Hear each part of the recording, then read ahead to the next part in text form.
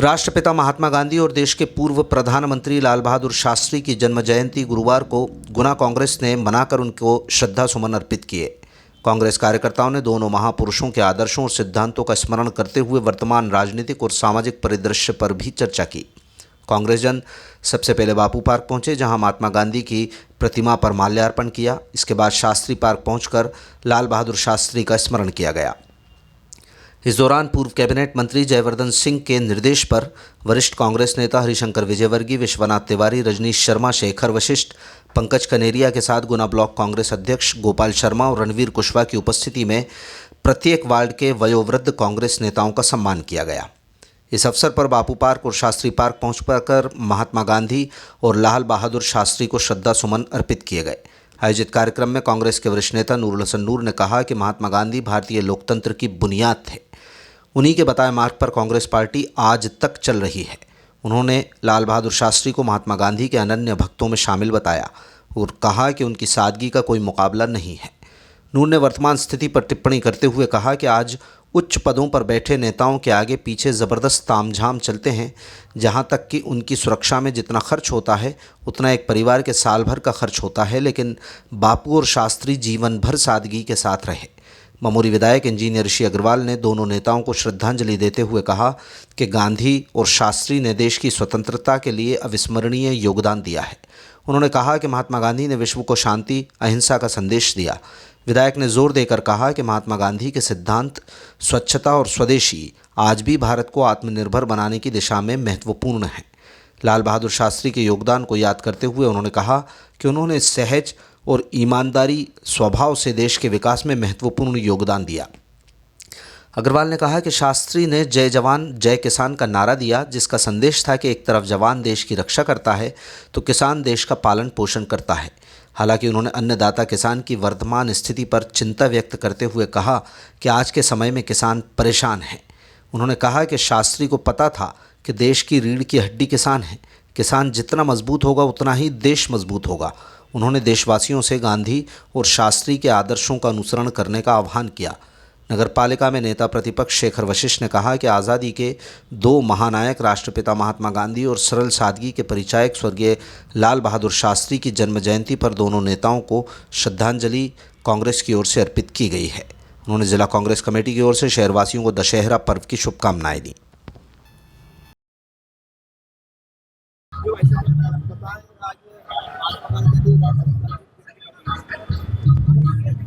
महात्मा गांधी भारतीय लोकतंत्र की बुनियाद थी। उन्हीं के मार्गदर्शन में, उन्हीं के बताए हुए रास्ते में कांग्रेस पार्टी आज तक चल रही है और भविष्य में चलती रहेगी। इसी प्रकार से हमारे जो पूर्व प्रधानमंत्री रहे लाल बहादुर शास्त्री, वो भी महात्मा गांधी के अनन्य भक्तों में से थे और उन्हीं के रास्ते पे चलते हुए उन्होंने शासन किया देश पे। प्रधानमंत्री के रूप में किया उन्होंने काम और उनकी सादगी और उनकी गरीबी का कोई मुकाबला नहीं है। आज हम विचार करते हैं और देखते हैं कि जो लोग उच्च पदों पे पहुंच जाते हैं, मंत्री, प्रधानमंत्री, तो उनका आगे पीछे कितना जबरदस्त तामझाम चलता है। यहाँ तक के कि उनको अपनी सदैव जान की चिंता लगी रहती है। उनकी सुरक्षा में ही इतना खर्च हो जाता है जितना एक गरीब आदमी अपना घर का काम चला सके साल भर। धन्यवाद। जय हिंद। आज हम यहाँ हमारे महात्मा गांधी जी की जयंती के उपलक्ष्य में एवं लाल बहादुर शास्त्री जी की जयंती के उपलक्ष्य में यहाँ एकत्रित हुए हैं। दोनों ही जो कांग्रेस के नेता रहे, दोनों ने देश की स्वतंत्रता के लिए बहुत योगदान दिया। महात्मा गांधी जी ने पूरे विश्व को शांति का, अहिंसा का संदेश देते हुए इस देश की स्वतंत्रता में बहुत बड़ा योगदान भी किया। और ये हम सबको विदित है कि महात्मा गांधी जी के जो सिद्धांत स्वच्छता और स्वदेशी अपनाओ, ये उन्होंने सभी पूरे देशवासियों को स्वच्छता के लिए बहुत बड़ा संदेश दिया। साथ ही स्वदेशी अपनाने का भी संदेश दिया, जिससे भारत आत्मनिर्भर बन सके।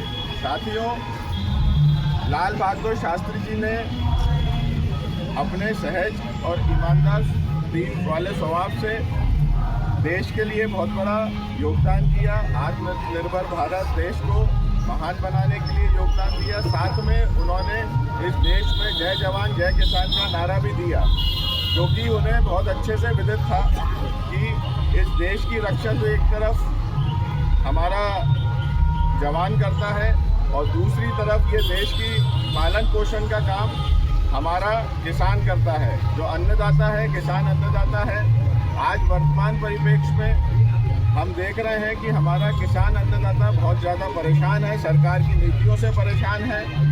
उन्हें सही मोल नहीं मिल रहा, उन्हें समय पे खाद भी उपलब्ध नहीं हो पा रही। लेकिन हमारे जो लाल बहादुर शास्त्री जी थे, उन्हें ये मालूम था कि इस देश की, भारत देश की जो रीढ़ की हड्डी है वो किसान ही है, और किसान का जितना भी सम्मान होगा, किसान जितना मजबूत होगा उतना ये देश मजबूत होगा। साथियों, आज मैं दोनों महान पुरुष की जयंती पे आप सबसे भी अपील करता हूँ कि उनके सिद्धांतों पे, उनके आदर्शों पे हम चलें, उनको अपने जीवन में अपनाएं और इस देश को महान और स्वस्थ बनाने में अपनी भूमिका निभाएं। सबको मेरा जय हिंद, जय कांग्रेस, जय श्री